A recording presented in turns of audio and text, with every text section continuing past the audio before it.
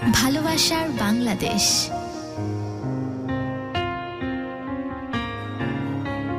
ভালোবাসার বাংলাদেশ।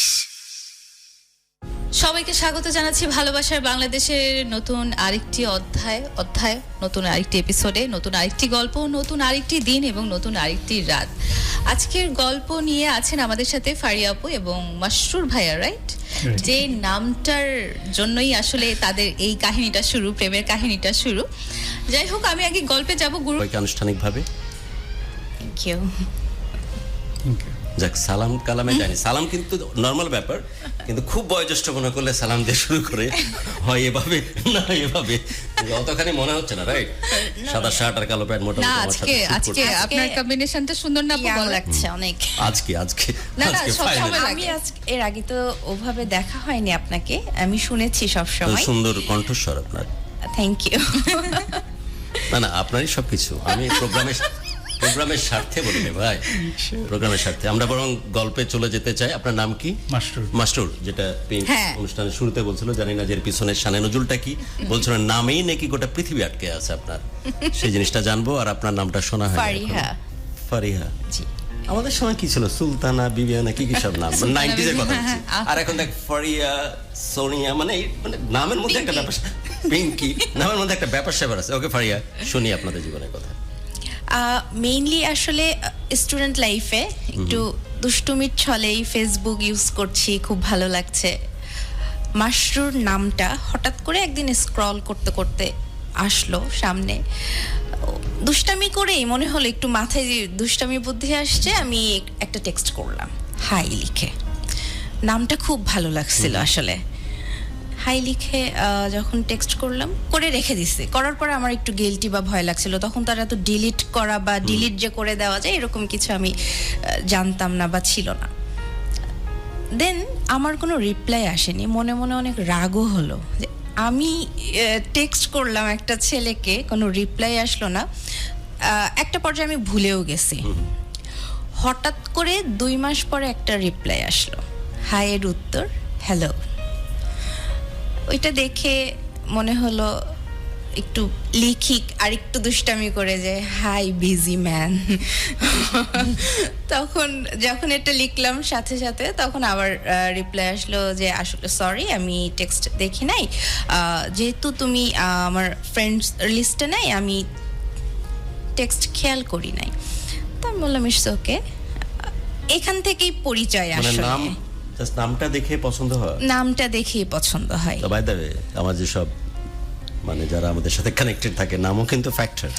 মানে হয়তো নাম সোলেমান, হয়তো নাম দিয়েছো, এখন তুমি তোমার হৃদয় বা আকাশ চৌধুরী রোজ চেঞ্জ করতে। এটা সত্যি কথা, অনেকে কিন্তু নাম দিয়ে জাজ করে পার্সোনালি কেমন হবে।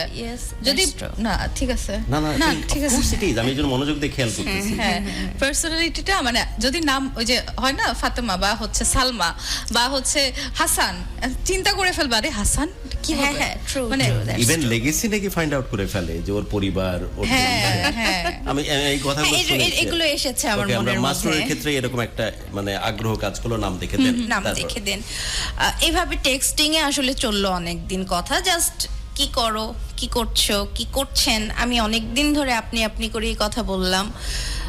হঠাৎ করে একদিন উনি বলল যে আসো মিট করি, একদিন দেখা করি বা কফি খাই। আমরা হ্যাঁ। তো 2016 অক্টোবর 6 তারিখ আমরা দেখা করলাম, কফি খেতে আসলাম। সে আসলো অনেক দূর থেকে, প্রায় 4-5 মাস পরে। কারণ এগুলাতে আমি আসলে অনেক ভয় পেতাম। মাথার মধ্যে ছিল ফেসবুক মানে তো তখন অনেক খারাপ কিছু বা ফেক, এখন তো অ্যাভেলেবেল হয়ে গেছে। এটা মানে আদেও সঠিক পারসন কিনা বা যাকে ভেবে কথা বলতেছি সেও আসল কিনা, এটা আমার কেমন থ্রিল কাজ করে ফারিয়া বা মাসরুর, দুজনের কাছে শুনতে চাই। অপেক্ষা, ফাইনালি দেখা হচ্ছে। দেন আই ওয়াজ সো, মানে কি বলবো, আমি খুবই ভয়ে ছিলাম এবং আমার সারাক্ষণই গিল্টি হচ্ছিল কেন রাজি হলাম দেখা করার জন্য, বা দেখা করার দিন কি হবে, কি কথা বলবো, অ্যাকচুয়ালি সঠিক পারসন কিনা। মানে আমার খুবই ভয় লাগছিল, একদম ভেরি অনেস্টলি। তারপর সারাদিন, তার আগের দিন সারা রাত আমার ঘুম হয়নি, যেদিন দেখা করব 6 তারিখে, যেদিন উনি আসবে ধানমন্ডি কফি ওয়ার্ল্ডে আমরা দেখা করি। তো অনেক লেট করতেছে একটা পর্যায়ে আমি ভাবলাম যে হয়তো এটা মনে হয় ফেকই ছিল, দেখা করার কথা বলে আসলো না, তো আমি উঠে যাব বাট সে কিন্তু ফোন পিক করছে, সে আসতেও চাচ্ছে। তারপরে আসলো সন্ধ্যা 7:30টার পরে আসলো। কি হয়েছিল, মাগরিবের আজান দিয়েছে, নামাজ পড়ে রওনা দিবে। তো এটা ছিল আমার একটা খুব বাট ভালো কতক্ষণ লাগা। পরে আসছিল? এসেছিল প্রায় 2 hours পরে। আমি 2 ঘন্টা পরে। 2 ঘন্টা ওয়েট করছি। মানে আমি গরিব আদমি নিজের বুঝার স্বার্থে বলতেছি। হ্যাঁ, আমি সেটা হচ্ছে যে ও তো এসেও আপনার সাথে দেখা না, করার পর উত্তরা নামাজ উত্তরা ম্যানেজ থেকে করতে আসছিল, তো মাঝখানে থেমে যেখানে ওর এটা অভ্যাস, নামাজ আজান দিলে ও যেখানেই থাকুক না কেন স্টিল এখন পর্যন্ত আমাকে ওখানে কোথাও রেখে বা গাড়িতে বসায় রেখে আগে নামাজটা শেষ করবে। যদি মেয়েদের পড়ার জায়গা থাকে আমাকে নিয়ে যাবে সাথে, আর যদি না থাকে ও নিজে পড়ে আসবে, আমাকে বলবে তুমি গাড়িতে পড়ে নাও, এরকম Okay, ছিল। এবং তারপর? সবসময় তো আসার পরে সে কথা ওখান থেকে আমি শুরু করলাম যে জাস্ট কেমন আছো, কি খাবা। ও জিজ্ঞেস করলো কি খাবা। আমি সবসময় কফি লাভার, আমি কফি খেতে খুব ভালোবাসি, আমি কফি ওয়ার্ল্ডের কফি খুব পছন্দ করতাম, আমি কফি খাবো।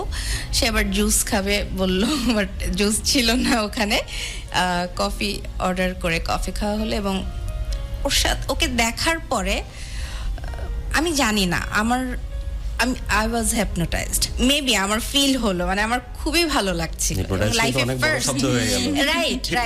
রাইট আমি স্টিল ওকে এখনো বলি যে ওকে ফার্স্ট দেখার পরে মানে আমি আসলে অনেকক্ষণ ধরে কথা, মানে ও ছিল যতক্ষণ আমি জানি না, আমার লাইফে ওকে ফার্স্ট একটু টাইম হেল্প করো ভাই, একটু হাত দাও প্লিজ। তোমাদেরই তো, ইউ ক্যান। লাইফের ফার্স্ট টাইম হচ্ছে আমার এরকম এক্সপিরিয়েন্স ছিল। এবং আমি আসাদ গেট আড়ং পর্যন্ত ওকে আমি বললাম আমি তোমাকে নামাই দিই, আমি কাছেই, আমি যাই তোমার সাথে রিক্সায়। তো ওকে আমি নামাই দিলাম। তখন আসাদ একটা গেটে। মজার ঘটনা ঘটেছিল। কি শুনি? তখন আমার ড্রেসের ওড়না ওর ঘড়ির সাথে বেঁধে ও চলে যাচ্ছে, আমার ওড়নাটা তখন ওর সাথে চলে সিনেমাতে হয় রে ভাই। রাইট আমার ছোট ছোট পেছনে ঘটনাগুলো বিউগল বাজতেছে, শাহরুখ খান এভাবে দাঁড়ায় আছে, মানে গাতা অবস্থা। বাট তখন চলে যাচ্ছিল। তো আমি ওকে বললাম, ও তখন মানে ও খুব কম কথা বলে আসলে সব সময়ই। ও বলছে মেবি চাচ্ছে না আমি চলে যাই, এরকম ঘড়ি চাচ্ছে না ওনাকে, না হ্যাঁ ও এটাই মাসুদ বললো। চাচ্ছে না, ফারিয়া না, ও কোনটা? বললো যে আমার ঘড়িটা মনে হয় ওড়নাটাকে ছাড়তে ওড়নাটাকে চাচ্ছে না। ছাড়তে চাচ্ছে না, আরে। এভাবে বলে চলে গেল। তো যাই হোক ওই দিনের মিট কথা বলা ওখানেই সমাপ্তি, ব্যাক করলাম। এরপর আমরা অল্প অল্প করে মিট করতাম, না সময় হতো না, আমি পড়াশোনা নিয়ে ব্যস্ত ছিলাম অনেক, আর ও হচ্ছে জব করতো তখন। হ্যাঁ, আমার অফিসটা তখন দূরে ছিল, উত্তরাতে ছিল। উত্তরা। আর ওর বাসা যেহেতু মানে ও থাকতো মোহাম্মদপুরে, সো আসা যাওয়ার একটা 2016 টাফ 16, হ্যাঁ। উত্তরা এবং আমার অফিস শেষ আসলেই হতো tough ছিল তখন। 6টায়। আর আমার সন্ধ্যার পরে বের হওয়াও নিষেধ ছিল, এটা ম্যানেজ করা। তো এরপর 2017 আবার মে জুনের দিকে ব্রেকআপ, প্রেমই তো হলো না ঠিক। প্রেমই হলো না, যা রাইট। প্রেম হয়েছে শুধু ঘড়ি ঘড়ি আর ওর নাই, এতটুকুই সত্যি কথা বলতে বলতে। আমাদের ওই যে কমিউনিকেশন, যেহেতু যোগাযোগ হচ্ছে না, আস্তে আস্তে হ্যাঁ, করে communication আলাদা মনে হয়ে হচ্ছে যাবে। যে গ্যাপ হয়ে যাচ্ছে, বা এনিহাও মনে হচ্ছে আচ্ছা এটা মেবি আগাবে না। But আমি কিন্তু খুব ভালো লাগতো ওকে, হ্যাঁ এটা বাসায় জানলে, আমার বাসায় আমার খুব ভালো লাগতো ওকে। তো যাই হোক 2017 জুন জুলাইয়ের দিকে মনে হচ্ছে কোপ আপ হবে না, আমরা টোটালি যোগাযোগ একদমই শেষ। আমি ওকে চিনি না, ও আমাকে চিনে না। এরপর আমার বাসায়ও কিছু ইনসিডেন্ট হলো, ওখানে ছিলাম অনেক দিন। 2018-তে এসে আমি জয়েন করলাম জবে। ফার্স্ট জয়েন করে আমার ফ্রেন্ডের সাথে গুলশানে ঘুরতে গেছি, যে আজকে আমি আর আমার ফ্রেন্ড দুজন সারাদিন ঘুরবো খাবো। ওদের রেস্টুরেন্টে গেছি, আমি জানি না ও ওখানে আছে, আচ্ছা, সাডেনলি গেছি। মানে এর মধ্যে কোনো যোগাযোগ তো না, নাই? কোনো যোগাযোগ নাই আমরা আর কথা বলি না।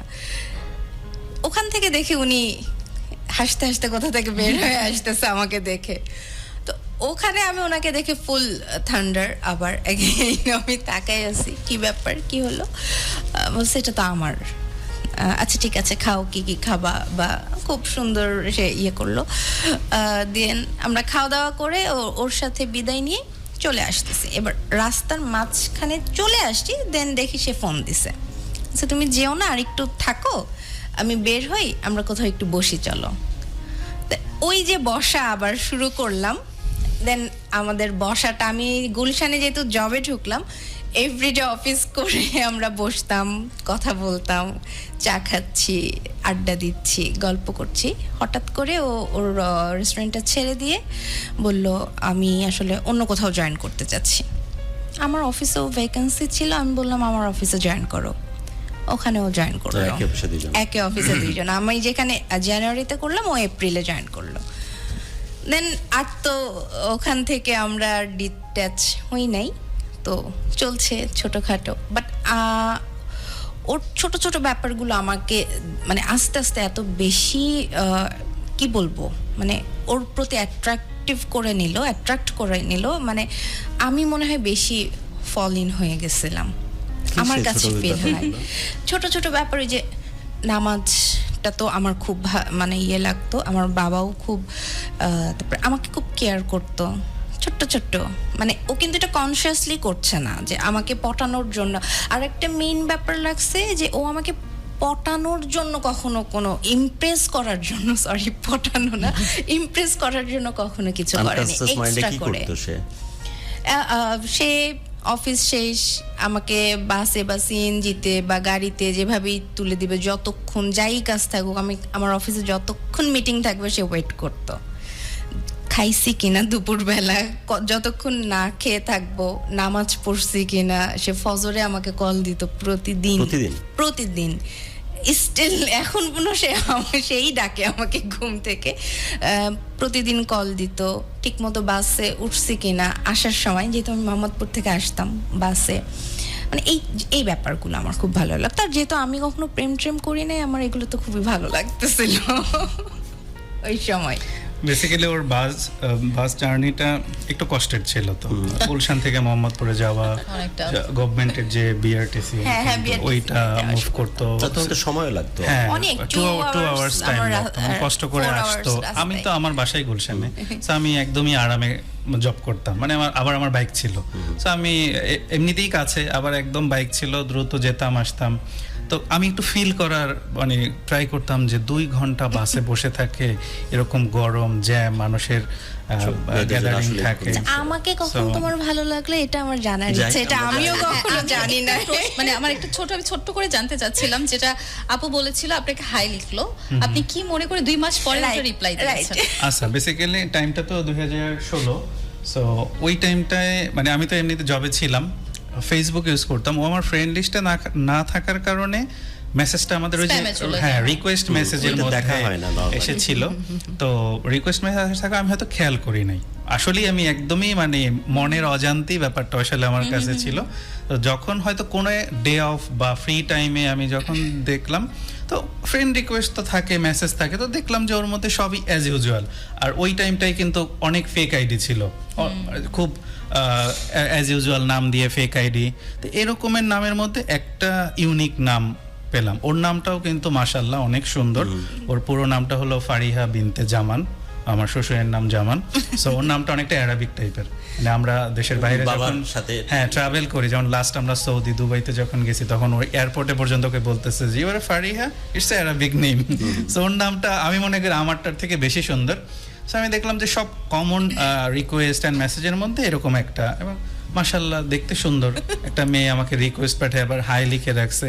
ব্যাপারটা একটু প্রথম আমার কাছে অন্যরকম লাগছে যে এটা কি আসলে ফেক আইডি নাকি রিয়েল আইডি।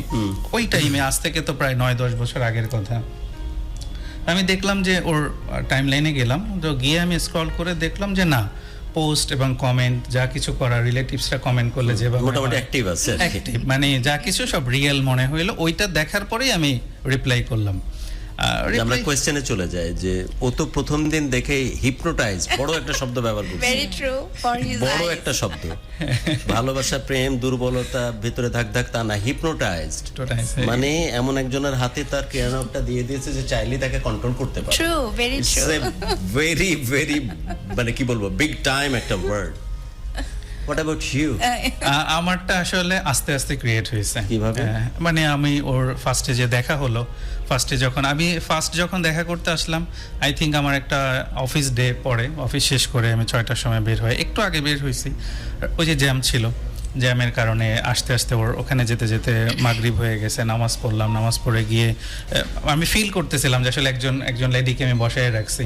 আমি ওকে বারবারই জন্য ফোন দিচ্ছিলাম যে আসলে জ্যাম হয়ে যাচ্ছে, এবং আমার স্ট্যাটাসটাও ওকে বলছিলাম যে আমি এই জায়গাতে সিগনালে আসি, এই অবস্থা। আর যেহেতু অফিস আওয়ার শেষে উত্তরা থেকে মোহাম্মদপুর, মানে রুটটা একদমই জ্যামের রুট ছিল।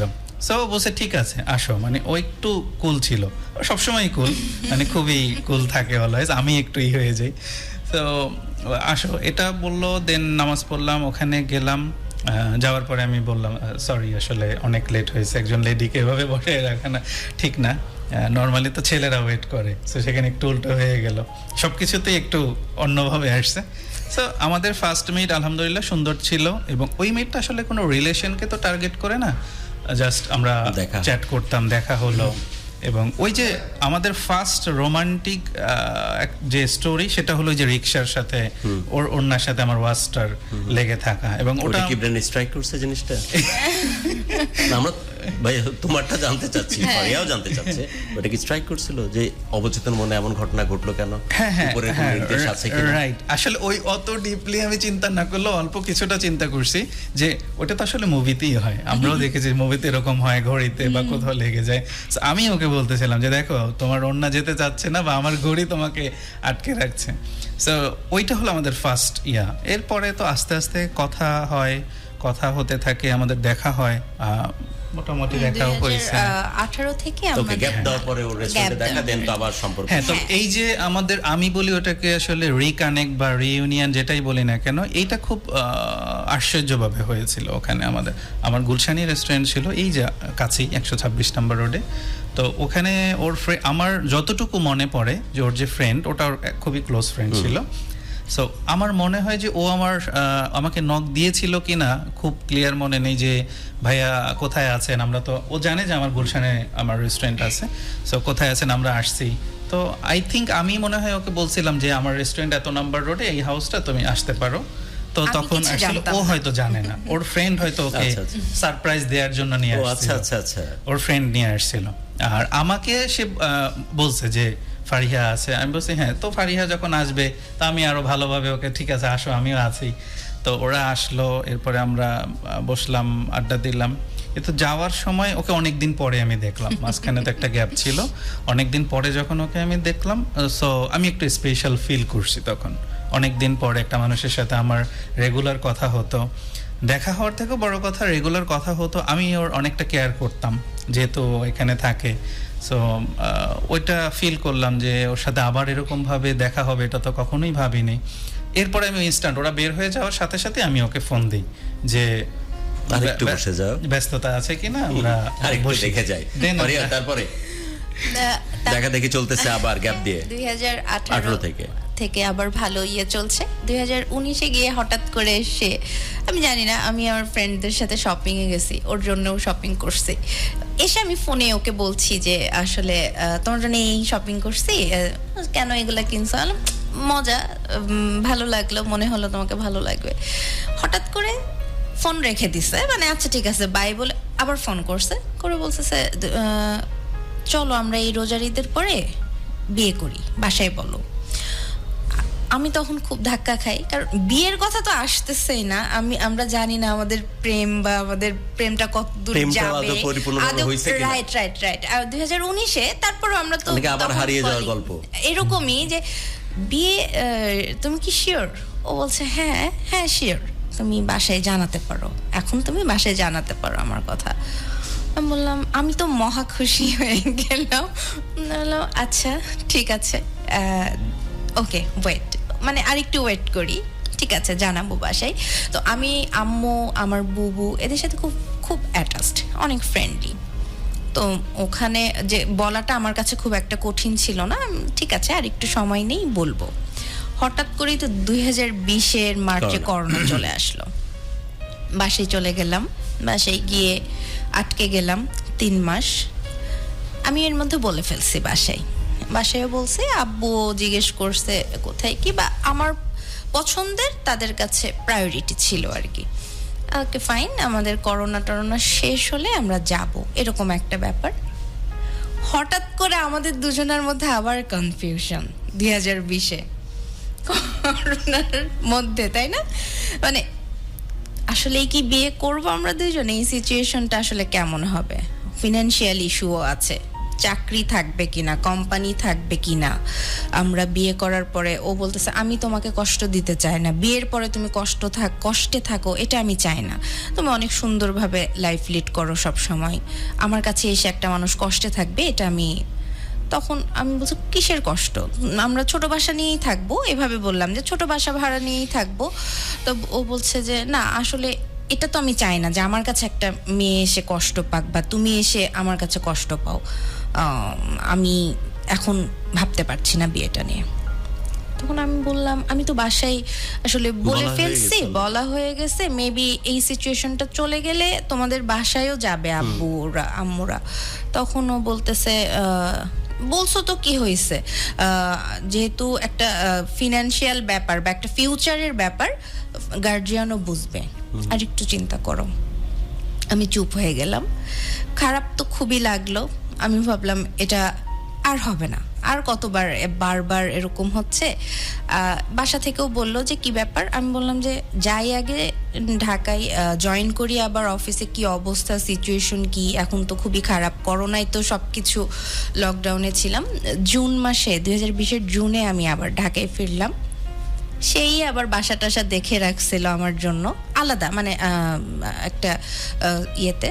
আমি ওখানে এসে উঠলাম, কারণ তখন আর আমি মোহাম্মদপুর ছেড়ে দিয়ে গুলশানে বাসা নিয়ে আসলাম। তারপরে ওখানে কিছুদিন জুন জুলাই আগস্ট 3 মাস থাকলাম, সেও আছে। তারপরে হঠাৎ করে তার একটা বিজনেস, মানে আসলে আল্লাহর তরফ থেকেই খুব ভালো মতো শুরু হয়ে গেল, স্টার্ট হয়ে গেল। তখন আর ফিনান্সিয়াল গ্যাপটা থাকলো না, মানে সে যেটা ফিল করে আমাকে বলছিল, আমি বিয়ের কথা আর বলি নাই, স্টপ, জাস্ট ও যেটা চায় না আমি একদম স্টপ করে দিয়েছি। বাট আমাদের ওই যে দেখা কথা তো হচ্ছে, যেহেতু একই অফিসে আমরা, তো ও হঠাৎ করে একটা বিজনেস খুব ভালোভাবে কাজ করছে। তারপরে বললো ডিসেম্বরে 16 ডিসেম্বর ছুটি আছে, তোমার বাসার লোকজনকে আমার বাসায় আসতে বলো, যেহেতু ইকোনমিক্যালি মেবি ভাইরে এত প্র্যাকটিক্যাল হওয়া ভালো, এত প্র্যাকটিক্যাল। ইজ ভেরি মাচ প্যান্ডেমিকের টাইম চাকরি থাকে কি যায়, বউকে আলু ভর্তা ভাত খাবো, নো নো ওয়ে। এবার বিজনেস আবার চলা শুরু হয়েছে, হ্যাঁ এবার ঠিক আছে চলো বিয়ে করি। আমি কিন্তু রাজি, প্র্যাকটিক্যাল ঠিক আছে, বাট ওকে। তারপর আমি কিন্তু রাজি, সামনে 16 ডিসেম্বর ছুটি আছে, হ্যাঁ 16 ডিসেম্বর ছুটি আছে। বাসায় জানালাম, ও চলে গেল ওর বাসায়, আব্বুরা গেল, কথা হলো, ওই সময় ডেট হলো 2021-এর ফেব্রুয়ারিতে। ডেট হয়ে আসার পরে আমরা ফুল জানুয়ারি শপিং করলাম, অনেক প্রিপারেশন নিয়ে। আমার আব্বু আম্মু আমার বিয়েটা দেয় ওর সাথে, অনেক সুন্দর করে, অনেক প্রোগ্রাম করে। কোভিড এর ভিতরে টাইমটা মানে সবার তো আসলে অনেক কষ্টের একটা টাইম সব কিছুর মধ্যেই। কিন্তু কোভিডের সময় আমি একা ছিলাম, মানে আমার ঢাকার বাসাতে আমি একা ছিলাম। তো বেসিক্যালি আমি একদমই রান্না পারি না, মানে নাথিং। ডিম ভাজি পারি, স্টিল আমি ডিম ভাজি পারি, এখনো কিছু পারি না। সো ওই বুয়া যারা কাজ করে এরা সবাই চলে গেল ঢাকার বাইরে, ওই সময় লম্বা সময় সব কিছু।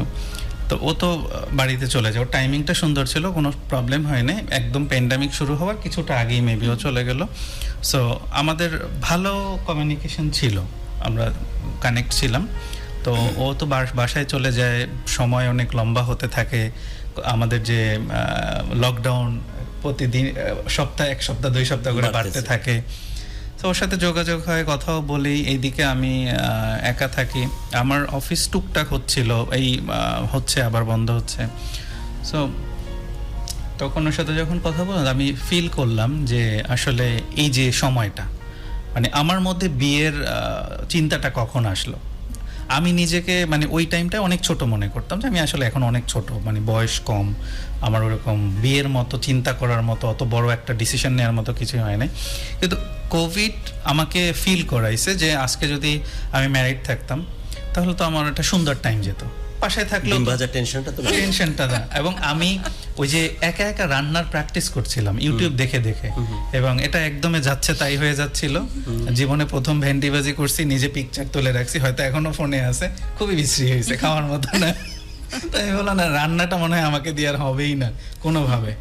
সো আমি চিন্তা করছিলাম যে আসলে এখন যদি আমি মানে আমার একটা পার্টনার থাকতো, ম্যারিড থাকতাম, তাহলে তো ভালো হইতো। তো ওই জায়গা থেকে আমার তুমি ভাই খুশি হবা না কষ্ট পাবা তুমি বুঝো, it's a fully need base relationship.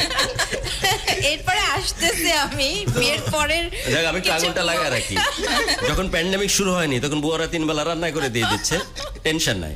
Pandemic শুরু, বুয়ারা বাড়ি চলে গেছে, রান্না করা কেউ না, ইউটিউব দিয়েও কামে। আমি চাচ্ছি শুধু ম্যাচটা মারুক, রান্নাটা না বেসিক্যালি মানে আমি একা থাকতাম এবং এটা মোটামুটি ভালো, তখন আমি ভালোই জব করি এবং আমি আমার ফ্ল্যাটের মধ্যে মাস্টার শুধু ওইসব না, আসলে ওই সময়টাতে একা যারা ছিল মনে আর কয়েকদিন গেলে মানে নিজেরাই মারা যেত। হ্যাঁ হ্যাঁ, বাসার মধ্যে মেন্টাল যে ব্যাপার। এবং আমি কিছু হেল্প করলাম, শুধু রান্না না কিন্তু মানসিক শান্তি। থ্যাংক ইউ, আটকে যাচ্ছিলাম। ডেয়ার টাইপের কিছু কাজ করতাম, মানে ওই যে বোরিং লাগতো, আমি সন্ধ্যার পরে, আসলে এটা তো ঠিক ছিল না, প্যান্ডেমিক ছিল, পুলিশ থাকতো, লকডাউন ছিল, কিন্তু আমি ওই যে বাইক ইউজ করতাম, মানে বাইকিং গ্রুপ, আমার খুব ফ্রেন্ড সার্কেল ছিল, সব কেউই তো বের হতে পারছে না, আমি একা একা বাইক নিয়ে বের হইতাম। আমি মানে ওই যে পুরো ঢাকা শহর, আপনারা তো অবশ্যই মিডিয়াতে ছিলেন, জানেন, অফিস করতেন ভুতুরে, মানে শহরটা পুরো ভুতুরে। ওই সময়টাতে বস্তি বস্তি গিয়ে কিন্তু আমি পিপি পরে দিয়ে বেড়াতাম, ত্রাণ দিতাম, ওই মানে ফার্স্ট যখন একদম 2020 যখন মানুষ ভাবতেছে যে লাশ পড়ে থাকবে, কেউ হাতে টাচ করবে না, ওই সময় তুমি বস্তিতে মুভ করতাম রীতিমতো, মানে পিপি পরা অবস্থায়। এটা 2020 মার্চ এপ্রিল, মানে যখন একদম মানে সিরিয়াস পিকে প্যান্ডেমিক ওই সময়। হ্যাঁ, তারপরে এরপরে যাক ওর সাথে কথা হলো, ওকে বললাম যে একটু সিচুয়েশন ঠিক হলে, তা আমি ভাবতেছিলাম যে ও তো দূর থেকে অফিস করবে, এখন কোভিডের মধ্যে ঠিকভাবে গাড়ি টাড়ি চলছে না, যদি অফিস ওপেন করে। তো আমি ওই জায়গা থেকে দেখতেছিলাম আশপাশে বাসা, তো ওর জন্য সুন্দর একটা বাসা, ফাইনালি সে ব্যাক করলো, রাইট? হ্যাঁ, ও আসলো, বাসা উঠলো, আবার যোগাযোগ শুরু, যোগাযোগ ছিল মানে দেখা সাক্ষাতে। তো বিয়ের যে ইয়াটা হলো, প্ল্যানটা হলো, এবং ও যখন বলল যে আমার ফ্যামিলি মেম্বার মানে সবাই দেখতে তোমার ওখানে যাবে, কথা বলবে, তো তখন আমি আসলে অনেক শাই ফিল করছিলাম। আমি চিন্তা করতেছিলাম যে আমি কি এত বড় হয়েছি নাকি বিয়ে করার মতো। তখন আমি কিন্তু জব করি এবং আমি গ্রাজুয়েশন করে ফেলছি আরো 4-5 বছর আগে। Actually he was confused. হ্যাঁ, আমি কনফিউজড ছিলাম। ও এখনো কোনো ডিসিশন মেক করতে, ফাইনাল না মানে ফাইনাল কোনো ডিসিশন নিতে ও খুব বেশি ভয় পেয়ে যায়, মানে করব কি করব না, করলে ভালো হবে আমার জন্য না খারাপ হবে। ও এই ভয়টা, এইটার জন্য কোনো রিস্ক নিতে বা 100 বার চিন্তা করে, এই কারণে ওর বিয়ে করতে মানে এতটা হয়েছে ওর মধ্যে, যে করব কি করব না, এখন করব না, কখন করব। সোফারে প্যান্ডেমিকের পরে দেখা হলো 3 মাস পরে, তাই না? জি। তারপর সম্পর্কটা কি কোন দিকে যাচ্ছে? তারপরে ওর তো কনফিউশন ম্যান, ও 2 দিন পর কনফিউজ হচ্ছে, বিয়ে করবে আবার পিছাচ্ছে, ফাইনালি কি হলো? ডিসিশন মেক করতে পারছে না।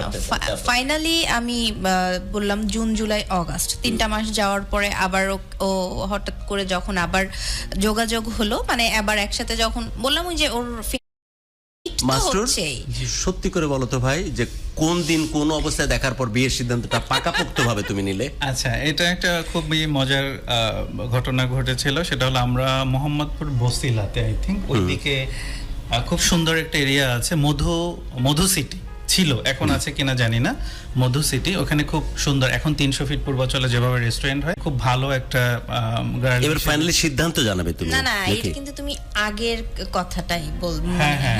না ভাইয়া বলছে যে কখন তুমি বিয়ের ডিসিশনটা নিলে, এটা ওকে না করতে যে হ্যাঁ বলছে, তুমি তো জানো না। বেসিক্যালি অনেক ভিতর দিয়ে যাচ্ছে, ওকে তো ম্যান অফ কনফিউশন। ওর সিদ্ধান্ত নিছে যে আজকে ভদ্রভাবে ওকে না বলবো, যে ভাই আমাদের মধ্যে যে সম্পর্কটা ছিল এটা সারা জীবন থাকবে, বাট বিয়ে আর হলো না। এই হলো না বলতে যে হ্যাঁ হলো কেন, সেটাই তো কথা। আচ্ছা, হ্যাঁ। সেটা আমরা যখন এখানে অনেক কিছু কাজ করতেছে, কাজ করছে, right. বসিলা কাজ করতেছে, কাশফুল কাজ করতেছে, আর কি কাজ করছিল? শাড়ি কাজ করেছে সবথেকে এবার শুনি, একটু যাই ডিটেইলে যাই। তো ও তো রেয়ার শাড়ি পরতো, বাট ওকে শাড়ি পরলে খুবই সুন্দর লাগতো, এখনো লাগে, এই জন্য আমি এখনো শাড়ি পরতে দেই না। কারণ শাড়ি পরলে অনেক বেশি সুন্দর Okay, লাগে। okay. তো শুধুমাত্র যখন আমি ওর সাথে কোনো প্রোগ্রামে অ্যাটেন্ড করি তখনই বলি যে শাড়ি পরো, আর অফিস প্রোগ্রাম বা এনাদার কোনো কিছুতে আমি বলি না, শাড়ি না, পরার দরকার that নেই, is strictly আমার অনেক বেশি prohibited. সুন্দর লাগে। তো শাড়ি পরেছিল, শাড়িটার কালার মেবি একটু পার্পেলিশ টাইপের ছিল, পার্পল টাইপের ছিল, আলহামদুলিল্লাহ অনেক সুন্দর লাগছিল। মাস, তুমি কিন্তু ডিসাইডেড কি বলতে যাচ্ছ আজকে ওর সাথে দেখা করে? বেসিক্যালি ওকে আমি বলতে চাচ্ছিলাম যে আমরা ফ্রেন্ড থাকবো, ফ্রেন্ডলি রিলেশনটা কন্টিনিউ করব, যেহেতু আমি ডিসিশন নিতে পারছি না, Done, কনফিউজ। হ্যাঁ। সো এখন থেকে আমরা কোনো রিলেশন বা প্রেম অন্য ইসে কোনো- থাকবো না, বের হয়ে গেলাম। আমাদের মধ্যে কাজ করবে না, এইটা বলতে বেসিক্যালি ওকে ডাকছিলাম, এটা ও তো ডাকছে। জানে না। Okay, তারপর? ওকে ডাকছি, শাড়ি পরে আসছে। শাড়ি পরে আসছে, ওই যে বললাম যে কাশফুলের একটা ব্যাপার ছিল, তো কাশফুল ছিল, কাশফুল দেখবে, তো আমি বলছি, ঠিক আছে তাহলে শাড়ি পরতে পারো, আর শেষ সময়টা একটু সুন্দর থাকুক। ও আচ্ছা, তুমি তো ফিনিশিং টানতে। হ্যাঁ, আমি ফিনিশিং এ ছিলাম। তো যখন আসলো, তো আমি অত মুগ্ধভাবে মনে হয় এর আগে কখনোই ওকে ডিটেল করো, লম্বা করো ভাই। হ্যাঁ, বাড়িতে যদি পিটুনি না খাইতে চাও, এই প্রসঙ্গ তুমি কিন্তু না বলতে নিয়ে আসছো বাচারি কাহারে। রাইট। আর এবার তুমি ওকে কি দেখে একটু ডিটেলে বলো, মানে অনেক আবেগ যা কাজ করেছে। হ্যাঁ, আচ্ছা, হ্যাঁ, ওর শাড়ি পরা সুন্দর আসলো। সুন্দর ছিল, ও আসলো, তো ওকে যখন আমি ও নামলো, আমি এইবার আগে চলে আসছি, তা তো এবার আমি আর ওকে লেট করে না, আমি আগে এসেছিলাম, ও পরে আসছে। তো যখন শাড়ি পরা দেখলাম, খুবই আমার কাছে সুন্দর লাগলো।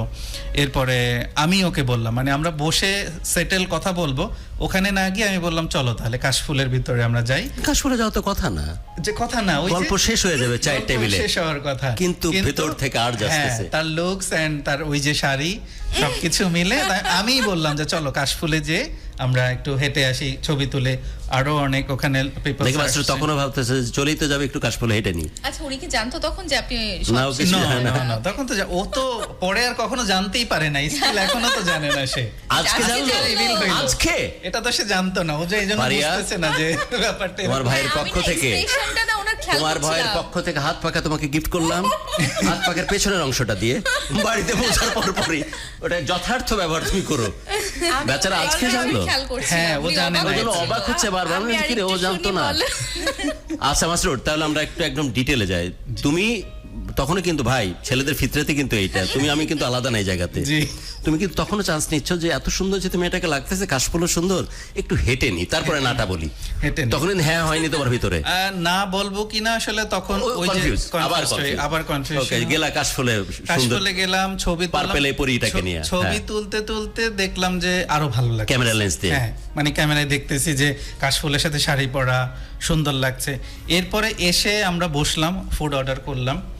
তো তখন আমার মধ্যে মানে দুনিয়ার সব থেকে বেশি কনফিউশন কাজ করছিল যে আমি তো আসলে এটা বলার জন্য ডাকছি, কিন্তু মাশাআল্লাহ এত সুন্দর লাগতেছে, মেয়েটা ভালো, এত ভালো একটা এতদিন আমাদের বোঝা মধ্যে গেছে কি bonding। জানি না, তখন মনে হচ্ছে, তখন বেশি মনে বেশি মনে হচ্ছে। হচ্ছে।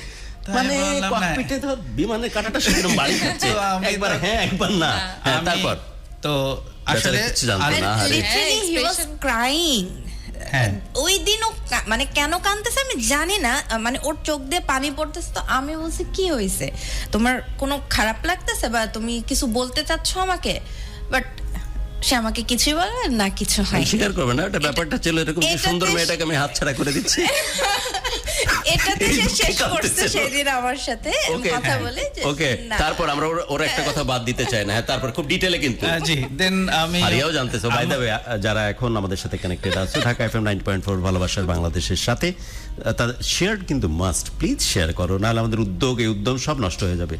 কিছু কিছু জিনিস আমি প্রায়শই দেখি যে আমাদের এই প্রোগ্রামে হঠাৎ করে উঠে আসে, পার্টনার একজন আরেকজনের দিকে অবাক হয়, কিরে এই কথা তো আমি জানি না, লাভগুরু প্রোগ্রামে এসে বলে দিল, পিঙ্কের সামনে বলে দিল, কই আমি তো শুনিনি আগে। আজকেও কিন্তু এরকম একটা ঘটনা, ছেলেটা কিন্তু ফাইনাল যে ডেতে ডিসিশন নিচ্ছিল, ডিসিশন এটা ছিল যে ওকে পরিষ্কারভাবে বুঝিয়ে না বলবে, যাতে আমাদের বন্ধুত্বটা টিকে থাকে। বাট আমরা প্রেমের সম্পর্কটা আজকে এন্ড আপ করবো। বাট ওদিকে কাশফুল, এদিকে বসিলার ওই দারুণ চমৎকার দৃশ্য, আকাশে দারুণ বাতাসও ওয়েদার সুন্দর, ওয়েদার সুন্দর, আর এদিকে পার্পল কালারের শাড়ি, ওকে দেখে পার্পল পরীর মতো লাগতেছে। এইবার বেচারা ককপিটে এরকম ভাবে মিটার বাড়ি খাচ্ছে। সো আমি কিছু বলতে না পেরে আসলে ভিতর থেকে ওই যে আমার কান্না চলে আসছে। হ্যাঁ, আমি লিটারালি আমার চোখ থেকে পানি পড়ছিল যে আমি ওকে আজকে না বলে দিব, ও তো অনেক কষ্ট পাবে। কিন্তু আমার ওই নাটা তো আর মানে ভিতরে ফিল করছিলাম, বিকজ অফ আমি আগে ডিসিশন ছিলাম যে হ্যাঁ ডিসিশন নিয়ে আমি আজকে বলবো, কিন্তু ওখানে এসে তো আর আমি বলতে পারছি না। সো ফাইনালি তার শাড়ি, কাশফুল, সৌন্দর্য সবকিছুর কাছে আমার না হেরে গেল, মানে এনভায়রনমেন্ট এবং ওইটা কন্টিনিউ হলো ওখান থেকে। এবং ওই সময় থেকেই বেসিক্যালি আমি সিরিয়াস হয়ে গেলাম যে না, বিয়ে করব। আর কনফিউশনের গল্প আর নেই। বাকাশ আবার বলিস না ভাই যে টাইম মেশিনে করে আবার গোড়া থেকে শুরু করব, আমাকে বসিলা নিয়ে যাও। না এবার এটা সালোয়ার কামিজ পরে আসবে, শাড়ি না, শাড়ি এরকম তো না। না, এরকম আর ফাইনালি লকড এন্ড ডিসাইডেড। বিয়ের সমস্ত কিছু আমাদের মধ্যে কথা হলো, ওর ফ্যামিলি মেম্বার আমাদের বাসায় গেল। আমার শ্বশুর most gentle person ever seen. আমি আসলে এখন পর্যন্ত দুনিয়াতে যত মানুষকে দেখেছি, যাদের সাথে মিশেছি, আমার মনে হয় অন্যতম একজন ভদ্র মানুষ এবং ভালো মানুষ, যাকে আমি আমার ভাষায় বলি, এটা বলা ঠিক কিনা আমি জানি না, আমি ওকে বলতাম, মানে আমি বলি আমার শ্বশুরকে যে জান্নাতি মানুষ। তাকে দেখলে, তার সাথে কথা বললে, মিশলে উই ফিল দ্যাট, আমরা সবাই ফিল করি। আমার শ্বশুরের এরকম কেমিস্ট্রি খুব কম দেখা যায়। হ্যাঁ, আমরা মাশাআল্লাহ একসাথে উমরা করে আসছি, পুরো সময়টাই আমি তাকে ধরেছিলাম এবং আমি খুব মিস করি। এবং আমি রিসেন্টলি বলছি আমি আব্বুকে, মানে আমার শ্বশুরের সাথে আবার উমরা করতে যেতে চাই। আমার আব্বু অসুস্থ ছিল, তখন যেতে পারিনি। আমরা সবাই একসাথে যেতে চেয়েছিলাম, আমার বাবা মা, ওর আব্বু আম্মু সবাই। তো আমার আব্বু সিক থাকার কারণে হয়নি। আলটিমেটলি গত মাসের 12 তারিখে আমার বাবা মারা যায়। তো তাদের আর যাওয়া হয়নি, বাট তারা আলহামদুলিল্লাহ ফরজ হজ করে এসেছিল। তো সবার কাছে দোয়া, আসলে এটা ভালোবাসার প্রোগ্রাম, ভালোবাসার কথা। তারপর আমার বাবার জন্য সবাই দোয়া করবেন। এরপরে গত মাসের 12 তারিখে মারা গেছে। তো এরপরে তো ওর ফ্যামিলি, ওর ভাইয়া, আই মিন দুলা ভাই আমাদের, তিনি গেলেন, আব্বু গেলেন, এবং আর ফুপা ছিলেন। ভালো। কেমন চলতেছে বিয়ের পর জীবন? আলহামদুলিল্লাহ। প্রেম করার কিন্তু সুযোগ পাও না, কনফিউশন, আমাদের কনফিউশনের কারণে। বলতে যাচ্ছিলাম যে বিয়ের পর কেমন চলতেছে? প্রেমটা আমি ফুলটাই করছি কনফিউশনে। আমি শান্তিতে ছিলাম না। 2016 থেকে 20 পর্যন্ত মানে খুবই কনফিউশন ছিলাম। বাট 2021 ফেব্রুয়ারির পরে আমি যে মানুষটাকে দেখতেছি, মানে আমি এখন এভরি টাইম, এটা আসলে বলা ঠিক না, আমি আলহামদুলিল্লাহ যে ভাগ্যিস এই ছেলেটাকে আমি বিয়ে করছিলাম, না হলে আমার কি হতো। ভাগ্যিস ফেসবুকে হাই লিখেছিল, সত্যি ভাগ্যিস আমি হাই লিখেছি। ভাগ্যিস ছেলেটা হ্যালো বলে ব্যাক করেছিল 2 মাস পর। আমি ওকে বলি মাঝে মধ্যে এটা। মসিলাতে সেদিন শাড়ি পরে গিয়েছি, এটা মেইন ছিল গুরু, এটা মেইন ছিল।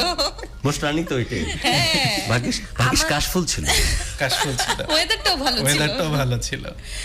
আমি ভাগ্যিস তুমি হিপনোটাইজ হয়েছিল ঠিক জায়গাতে। রাইট, বাট ওকে ফার্স্ট যেদিন দেখেছি ওই দিন থেকে আমি হিপনোটাইজড, এটা আমি এখনো বলি। স্টিল না পেলে কি হতো আমি জানি না, ওকে না পেলে বা ওর সাথে বিয়ে না হলে আমার কি হতো, বা অন্য কারোর সাথে আমার চিন্তা করা, আমি এটা কখনো নিজেকে ওই ফ্রেমে বসাতেই পারি না। স্টিল না, পারি না। পরিচিত জন বলে যে তোমার বউ অনেক সুন্দর করে যে কথা বলতে পারে। হ্যাঁ, বলে না? অফিসে সবাই বলে ভয়েস টোনালিটি এবং কথা বলার যে ডেলিভারি খুব সুন্দর। তো তুমি শুধু ওই শাড়িতে আটকায় থাকলে, এগুলো তো একবার বললাম না। বলি অবশ্যই। এবং তার থেকে তো আমি আসলে আমার লাইফের অনেক কিছু শেখা তার থেকে। না, তারপরে আমি বলি যে বিয়ের পরের যে পার্সনটাকে আমি দেখতেছি, স্টিল এখন পর্যন্ত আমার ফ্যামিলির সাথে, আমার সাথে, ওর ফ্যামিলির সাথে, মানে এই পার্সনটা আসলেই অন্যরকম একটা পার্সন। 2016 সালে আমি যার সাথে মিট করছিলাম, 20 পর্যন্ত যাকে নিয়ে এত স্ট্রাগল করছি, এই মানুষটা সম্পূর্ণ আলাদা আমার কাছে এখন ফিল। মাঝরাতে উঠে কখনো বরের দিকে তাকায় থাকে? 100%। মাঝে মধ্যে আমার যদি ঘুম ভেঙে যায়, আমি মাঝে মধ্যে ওকে দেখি, যে আমি তখন বলি এভাবে তাকায় থাক, আমি তো ভয়ও পেতে পারি। বুঝছেন না, ভয় পাবো কেন জানি মনে হলো আমি দেখি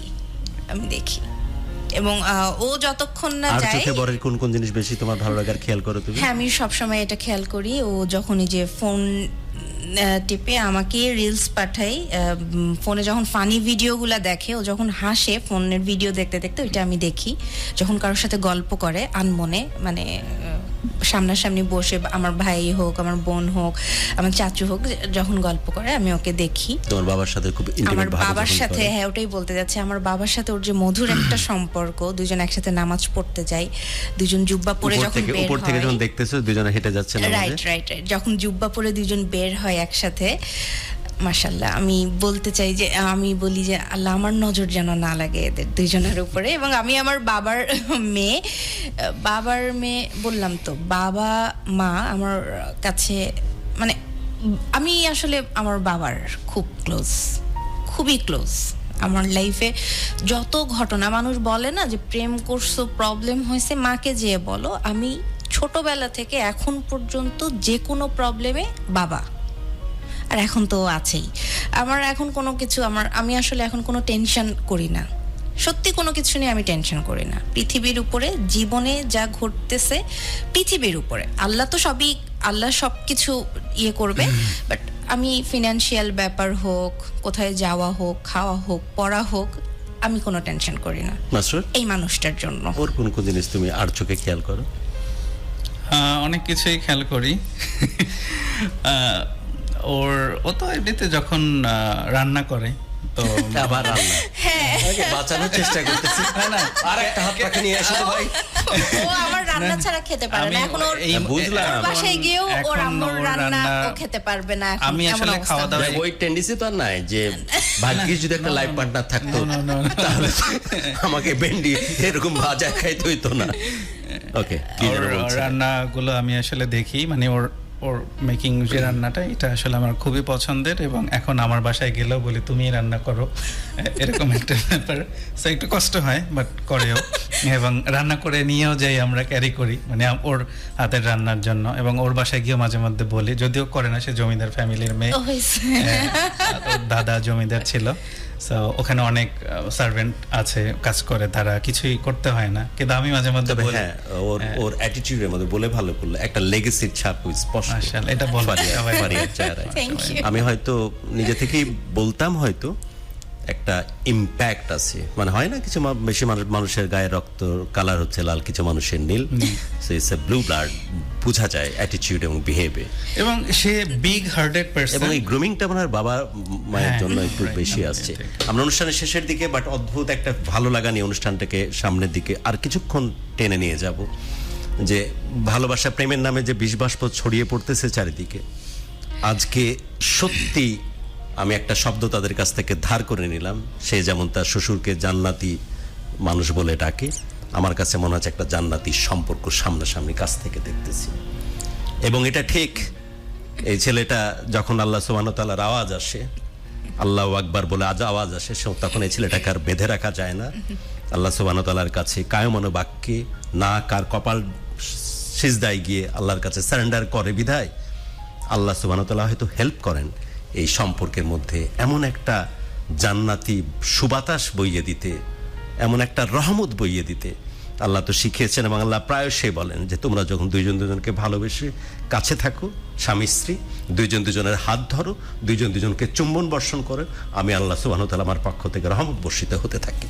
তো সেই জিনিসগুলোকে কাছ থেকে দেখার চমৎকার একটা নহবত এবং সাক্ষী হলো আজকে ভালোবাসার বাংলাদেশ। এত পাপাচার, এত অনাচার ভালোবাসার প্রেমের নামে চারিপাশে, পুরো সমাজ এখন একদম ধ্বংসের দ্বার প্রান্তে এই প্রেম ভালোবাসাকে উপজীব্য করে।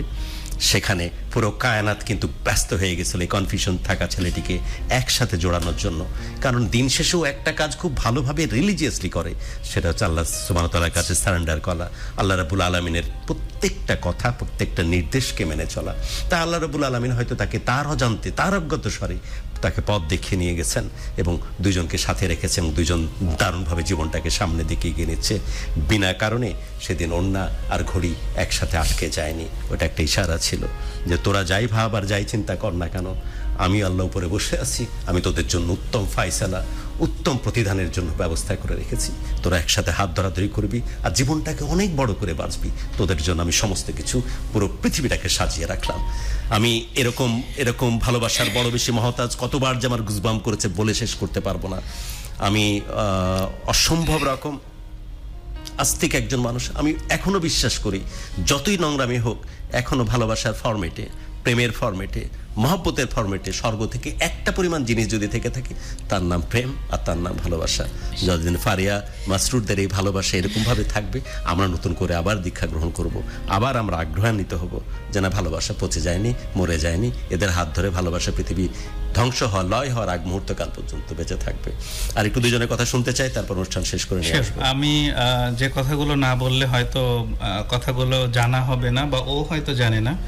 আমি যেহেতু আল্লাহ আমাকে ছোটবেলা থেকে নামাজ পড়ার তৌফিক দিয়েছিল, আমি বড় হওয়ার পরে, অ্যাডাল্ট হওয়ার পরে আমি একটা দোয়া করতাম, যে দোয়াটা আমি শিখেছিলাম মুরব্বীদের থেকে। সেটা হলো যে আসলে যে কোনো ভালো কিছু আল্লাহ সুবহানাহু ওয়া তাআলার কাছ থেকে চেয়ে নেয়া। সো আমি যেটা দোয়া করতাম, আমি কখনো নির্দিষ্ট কোনো মানুষকে চাই নাই। আমি বলতাম যে আমার যে পার্টনার হবে, আমি সবসময় দোয়া করতাম যে আমার যে পার্টনার হবে রব্বুল আলামিন সে যেন নেককার হয়, হ্যাঁ, আমার জন্য সে যেন কল্যাণকর হয়। দুইটা শব্দ ব্যবহার করতাম, সে যেন নেককার হয় এবং আমার জন্য যেন কল্যাণকর হয়, আমার দুনিয়া এবং আখেরাত। মানে শুধু দুনিয়ায় আমাকে সফলতা দিয়ে নিয়ে যাবে উপরে, মৃত্যুর পরে কিছু থাকবে না। যেহেতু আমি মুসলিম, মৃত্যুর পরে সব কিছুকে আমি বিলিভ করি। তো আমার জন্য দুইটা জাহান যেন আমার সুন্দর হয়, এরকম কাউকে আমাকে দান করো। সো আল্লাহ হয়তো ওই জন্যই তাকে কবুল করছে আমার জন্য। আর সেকেন্ডলি হলো যে যেটা আমি মাঝখানে বলিনি, সেটা হলো আসলে সে খুব বিগ হার্টেড পারসন। যখন থেকে তার সাথে আমি মিশেছি, তার কম বয়স ছিল, আমি তো তার থেকে বড়, কিন্তু আমি দেখেছি মানে আমি তার থেকে অনেক কিছু শিখেছি, মানে যেটা হয়তো তাকে কখনো আমি বলিনি যে এই জিনিসটা আমি তোমার থেকে শিখেছি। হ্যাঁ, ওই যে বললাম যে আসলে সে জমিদার ফ্যামিলির গ্রো করে, এটা তার আসলে অ্যাটিটিউড, মুভমেন্ট সব কিছুর মধ্যে ছিল। মানে তার খরচ করা, তার ফ্রেন্ডদেরকে সে ট্রিট দিত, বা আমাকে, আমি ওই সময় 2016, 17, 18 দিকে, এখনো তো ছেলেরাই বিল দেয়, এটা তো আমাদের এক খুব কমন একটা ব্যাপার, তাই না? খুব ভালো মেয়েরা যদি ভালো আর্ন করে, বন্ডিং ভালো, একদম ডে ফার্স্ট থেকে তার মধ্যে যেটা ছিল, সে সব সময় বিল দিতে ট্রাই করতো। অনেক সময় দিয়েছে, মোস্ট অফ টাইম দিয়েছে, আমাকে দিতেই দেয়নি।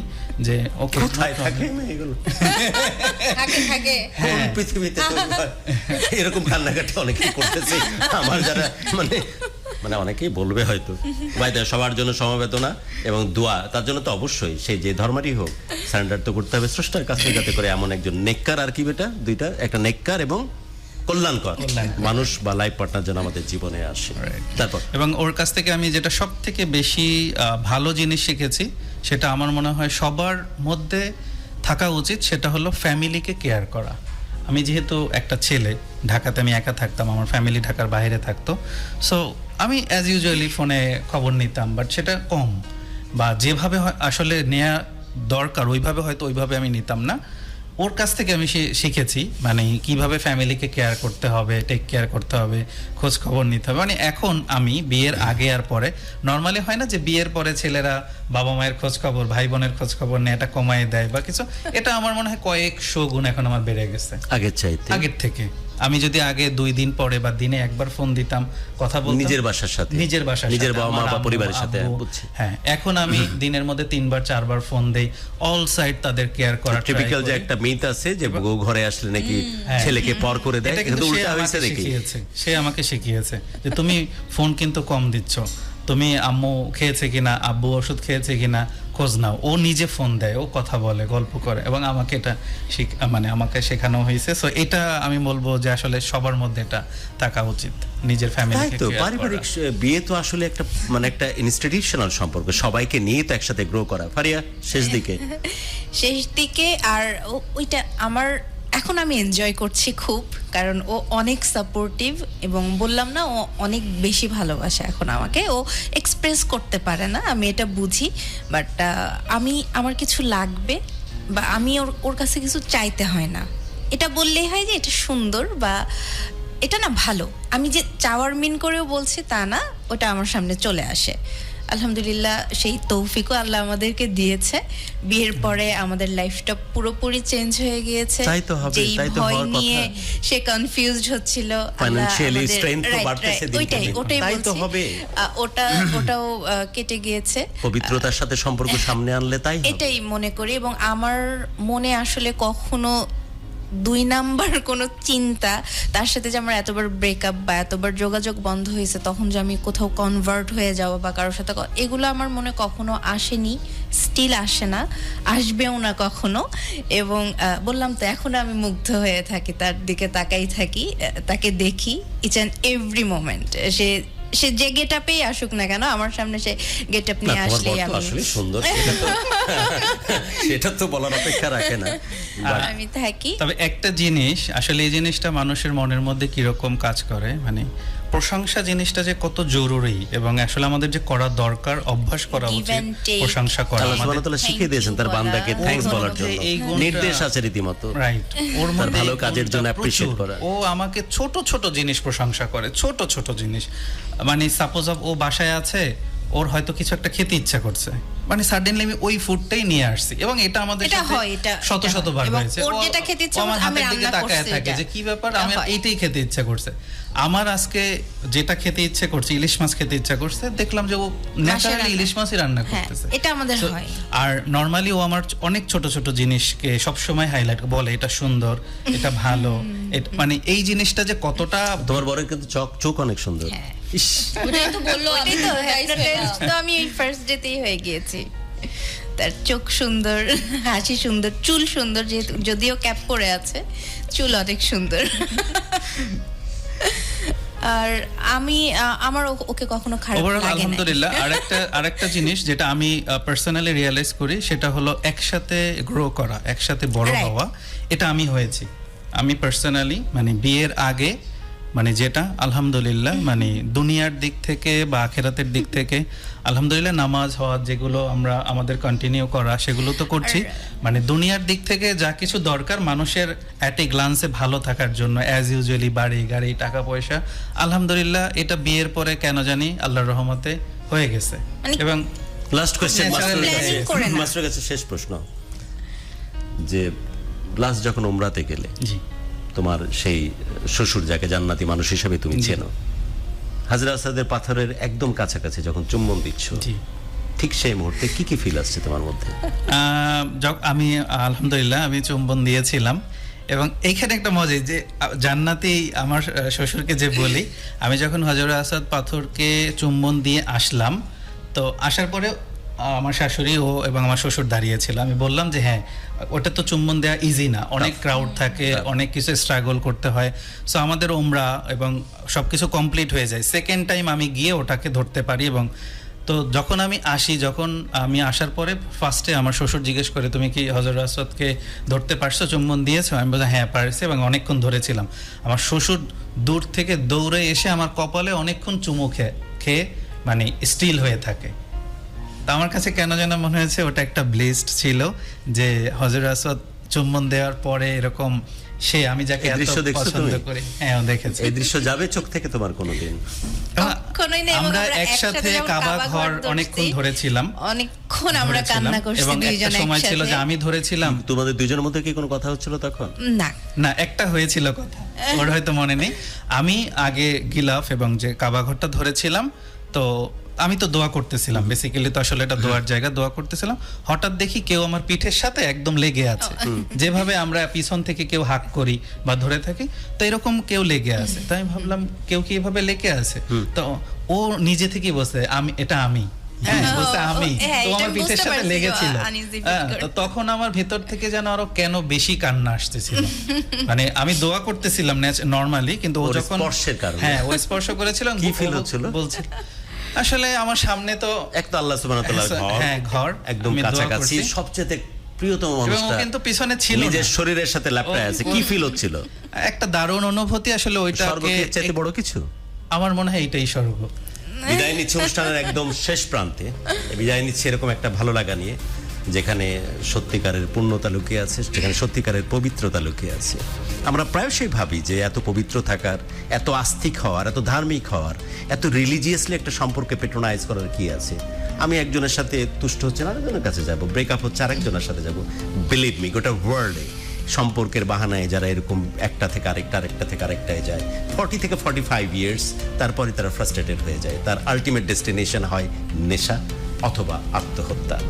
সত্যি যদি এক নারীতে তুষ্ট থাকতে চায়, সত্যি যদি এক পুরুষে গোটা পৃথিবী খুঁজতে চায়, বিলিভ মি, এরকম পবিত্র সম্পর্কের আর কোনো বিকল্প নাই। এরা এক জনম তো বটে, আরো 10টা জনম যদি একসাথে থাকে একজন আরেকজনের কাছে পুরাণ হবে না।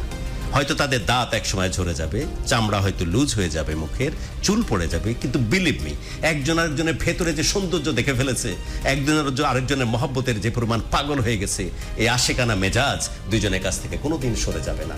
এবং জীবনের শেষ দিন পর্যন্ত হয়তো ওরা নিজেদেরকে ধরে থাকবে শক্ত করে এরকম ভাবে। একদম শেষ মুহূর্তে গিয়েও হয়তো মনে হবে যে আরেকটা দিন, আরেকটা মুহূর্ত, আরেকটা বেলা যদি একসাথে বাঁচতে পারতাম। এ ক্ষুধা কখনো নিবৃত হওয়ার না, এর নেশা কখনো কাটবার না, এই ঘোর কখনো চলে যাওয়ার না। এই মহব্বতের জন্য আমি এতেশাম সবসময় পাগল হয়ে থাকি। সবাইকে এই মহব্বতে স্পর্শ করুক সেই প্রার্থনা নিয়ে আমি এতেশাম আজকের মতো বিদায় নিচ্ছি। আরেক দফায় কৃতজ্ঞতা ভালোবাসার বাংলাদেশকে এভাবে ক্রিসফুল প্রেজেন্স দিয়ে এরকম ব্লেসড করার জন্য। Thanks Faria, thank masters. Thank you. Thank you so much. এই ছিল আজকে ভালোবাসার বাংলাদেশ। আশা করছি সবার ভালো লেগেছে। আজকের জন্য আমরা এখানেই বিদায় নিচ্ছি। সবাই ভালো থাকবেন, সুস্থ থাকবেন এবং সবসময় ঢাকা এফএম এর সাথে থাকবেন। শুভরাত্রি।